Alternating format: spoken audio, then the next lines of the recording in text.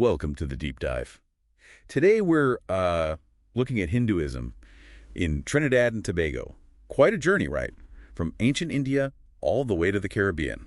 It really is. We're digging into how this incredibly old faith managed to survive and actually, really shape the culture there. Yeah, because the sources we looked at paint a picture of resilience against, well, some pretty tough odds. Definitely. And the first thing to get, really, is what Hinduism is.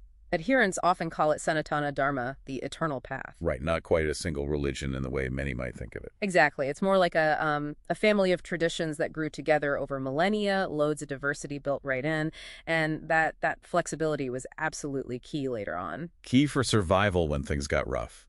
Which they did, starting around 1845, with the indentured laborers, the Gurmityas. That's the moment. They crossed the Kalapani, the dark waters. A deeply traumatic experience, arriving into bonded labor. A system basically designed to break down their old social and religious ties.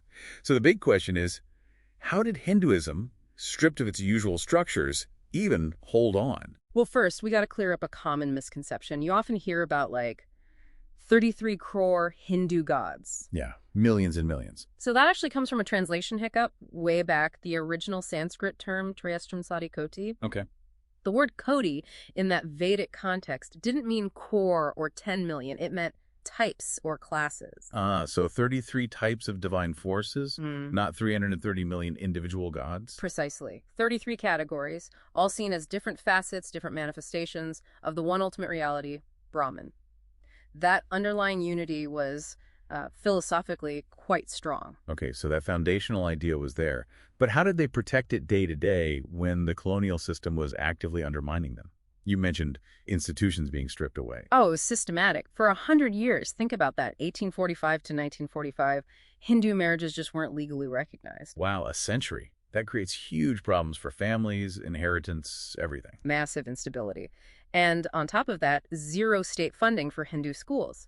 So if you wanted your kids educated within your tradition, you were completely on your own. So what happens then? How does the community respond? This is where the role of the pundit, the priest, just explodes. He couldn't just be the guy doing rituals anymore. Had to become more. Much more. He became the community leader, the teacher, the counselor, the one holding everything together, often passing down complex knowledge orally, maybe while working a field job himself. Incredible pressure. And in that environment, the sources point to one particular figure becoming really central spiritually, Lord Hanuman. Why him specifically? Well, Hanuman is this amazing blend of Shakti, immense power, strength, and Bhakti, complete selfless devotion. They say strength and devotion. Yeah.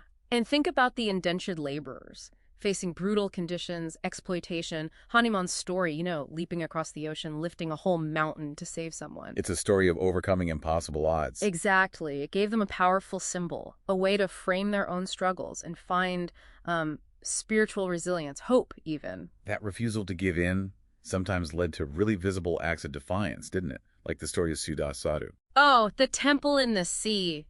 That's just an incredible story. The sugar estate tore down the temple he built on their land. They even jailed him. But he didn't stop. No way. For 25 years, piece by piece, using just his bicycle, he carried rocks and cement out into the sea, into coastal waters. Into no man's land. Right. Building his temple where the colonial authorities technically couldn't touch it. It was this profound statement. Spiritual, yes, but also deeply political, claiming space, claiming dignity. Amazing determination. And if you look now, fast forward to today, that spirit seems to have really borne fruit. Yeah. You see institutions like the Sanatana Dharma Mahasabha, the SDMS. Absolutely. They built, 43 primary schools? A huge effort to provide education and maintain cultural identity against assimilationist pressures. And visually, things like that giant 85-foot Hanuman statue at the Dattatreya Yoga Center. Hard to miss. Very hard to miss. And look at Diwali. It went from being a relatively private, home-based observance to a massive national festival. Diwali Nagar, the City of Lights. Yeah, it's a huge event, a global beacon now, really. Yeah. It showcases the community's journey, their, economic and political presence, which also translates into leadership. Like Basdeo Pandey becoming the first Indo-Trinidadian and Hindu prime minister, and later Kamla Prasad Bisesar as the first female PM. It signifies a major shift. Hinduism moved from being sort of marginalized out in the agricultural areas to being right at the center of Trinidadian national life. So pulling it all together. Yeah. What's the core takeaway here? For me, it's that Hinduism in Trinidad isn't just a transplant. It's this dynamic, adapted, you could say creolized faith. It actively used its own inherent pluralism, its own stories like Hanuman's, its own community structures like the expanded role of the pundit. As a strategy for survival and maintaining dignity against immense pressure. Exactly. It wasn't just passive endurance. It was an active spiritual and, frankly, political project. Which leaves us with a thought, maybe for you listening.